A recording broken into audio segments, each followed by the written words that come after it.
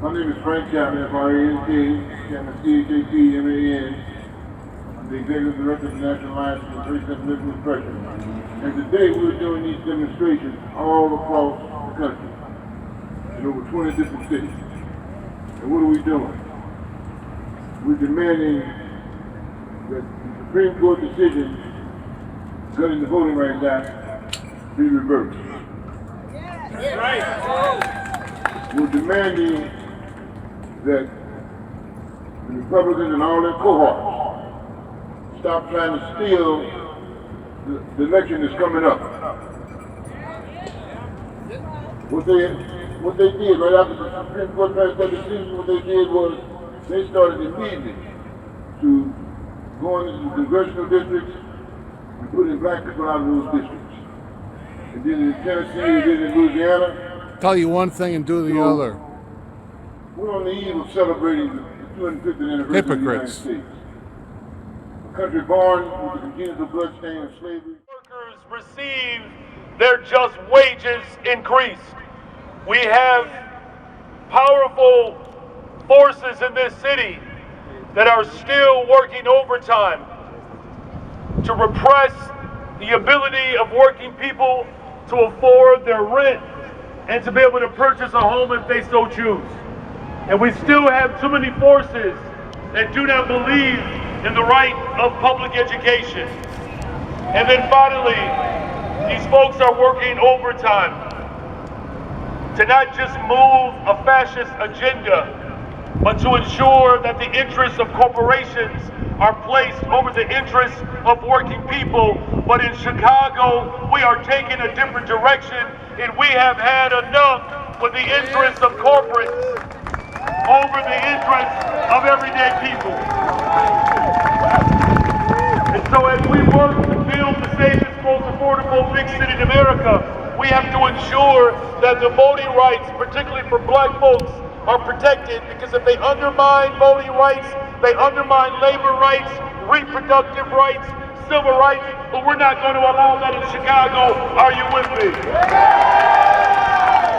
We need to make sure that we put some control levers around rent so people are not pushed out of their homes, because we're developing those communities.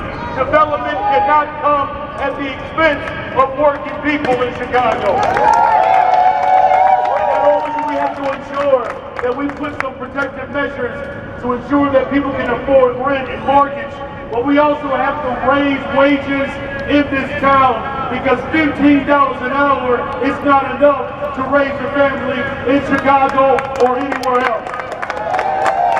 Due to inflation with the war. We lift up our commitments to ensure that the city of Chicago becomes a beacon of hope for the rest of the world.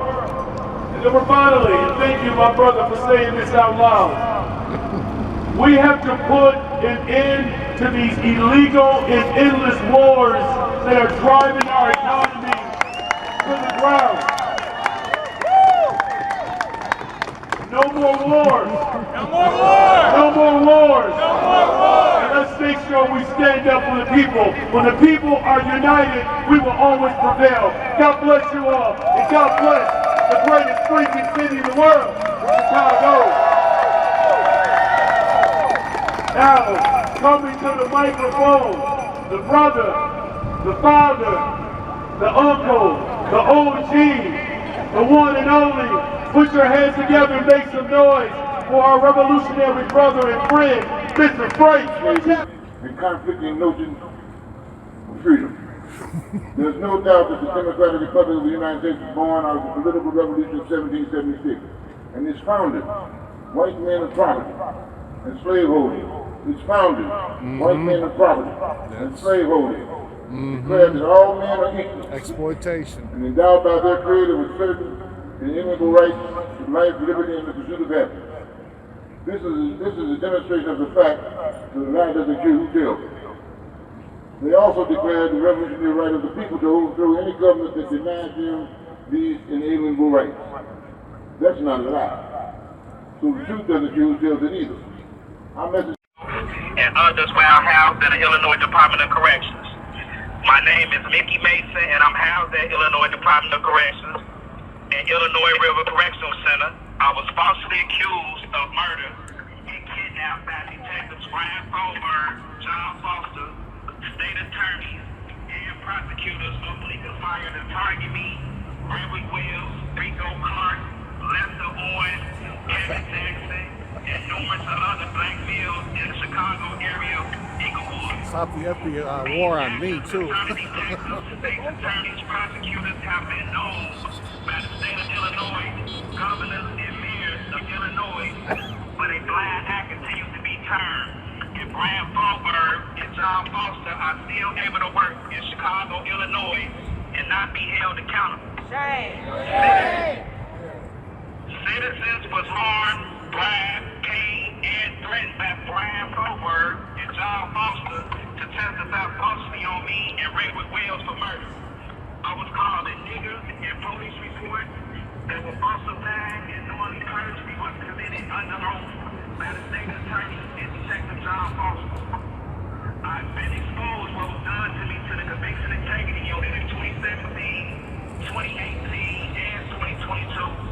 But due to both detectives, and others working for the prosecution, for the post-conviction unit, and the state attorney office, I was ignored. The governor's office and mayors was saying evidence to clear the police misconduct, and that I was innocently prosecuted, and I was still ignored. Since 2011, I've been fighting with my internet, but while I was out in the Illinois Department of Corrections, I've been interviewing due to internal affairs and intel members in mail rooms and every facility I've been sent to targeting my incoming and outgoing legal mail to attorneys, innocent projects, and government entities, destroying and or preventing the delivery of my mail. Internal affairs and intel members assist the detectives, state attorneys, and prosecutors to try to keep individuals like me wrongfully convicted. The Chicago police, detectives, state attorneys, prosecutors, judges, public defenders, and most importantly, the Illinois Department of Corrections get checks off of every individual locked up wrongfully. So when I started to try to expose what's going on in Illinois Department of Corrections, I've been targeted, harassed, punished. War, one of the most significant things that I can think of are black soldiers who deserted the U.S. Army because they saw what was going on in the Philippines. Those atrocities are the same atrocities that were being committed to them here in Jim Crow era United States. And it's such an important example for those 6 soldiers who deserted the U.S. Army and fought in solidarity with Filipinos. It shows the importance of international solidarity and how necessary it is today, especially as we call for an end to CPD and ICE collaboration. How many of you have heard of Pax Silica, or Silicon Peace? Not enough. And that's because it's something that's not talked about by the U.S. It is an agreement signed by 13 countries, 3 of which include the U.S., Israel, and the Philippines, to continue to advance electronic manufacturing of semiconductors around the world, to foster the development of artificial intelligence. Your rights, they will be taken away. And that's to every black child, every anti-black racist that's out here, and that can, in the sound of my voice, we will be heard. So, to give the historical context to add on to what Kobe said earlier about how they want to change history and put out the history books that slavery was something that was an agreement and that black folks who were brought over here and chattel slavery agreed to it. There were over 200 slave rebellions. Keep that in mind. We just know about the most common known one, which was Nat Turner. Okay? So they all wanted to be free. There was actually another slave rebellion in Louisiana, in a sugarcane plantation. You should visit it when you go down there. These gentlemen freed themselves, took over their plantation, and said, guess what? Now this is real solidarity. They were free in the 18th century Louisiana. They have rebelled successfully. They said, before we try to get to Haiti, because this was after the Haitian Revolution, They said, we got to go to New Orleans to free our fellow slaves. They said they'd rather risk death instead of abandoning their people. So they went to New Orleans to free their people. When they could have just left and took out for themselves. So solidarity exists in slavery, solidarity exists today. And only through solidarity will we defeat them. Okay? And my last remark, just to give you a clip or an idea of how close my family and every other black family that's foundational Black American is next to slavery. My grandmother's grandmother was a slave. My parents were the first ones to go to college. Most black families, if you look in their lineage, is less than 8 generations from slavery. My great-great-grandfather was the first child born outside of emancipation. So when you say, oh, forget about your history and your past, hundreds of years that was on, but white supremacy ain't moving on, and you were trying to drive us backwards. And as Frank Zappa said earlier, we're going to go backwards and move forward. So whenever we're going to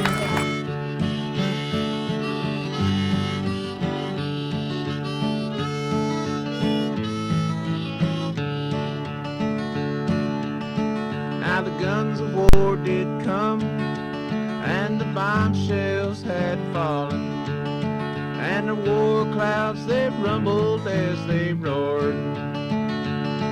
We'd have fought in that battle, and we fought it till we won. And my uniform's my dirty overalls.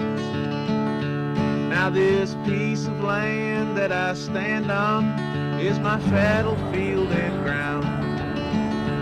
My hoe and my plow are my guns. My clothes make no difference. We are fighters and workers, we are all. And I keep marching in my dirty overalls. Supreme Court decision, cutting the voting right now. I give you my bread, and I give you my blood, I give you my sweat, I give you your white sparkling wine. When I ride down in my grave, before I became my slave, and you can lay me down in my dirty overalls. Now we stayed here all our day, and we're settled here to stay.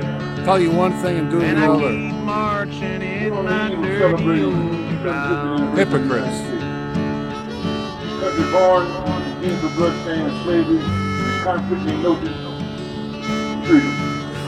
There's no doubt that the Democratic Republic of the United States was born out of the political revolution of 1776, and its founders, white men of promise, and slaveholders. Its founders, white men of promise, and slaveholders. Declared that all men But I fought in your endowed by their union, creative and I ability, fought in the your equal laws. rights, life, liberty, I and the fought civil for the workers' right, of the fact that the last of the freedom bill. and workers. We also declared the revolutionary right of We the are people to all. any government that denies them And I keep marching in my dirty overalls. to reduce them to Jews build an evil. I message and others where I'm housed at the Illinois Department of Corrections. My name is Mickey Mason, and I'm housed at Illinois Department of Corrections and Illinois River Correctional Center. I was falsely accused of murder and kidnapped by detectives Brian Folberg, John Foster, state attorneys, and prosecutors openly conspired to target me, Redwood Wells, Rico Clark, Lester Owens, and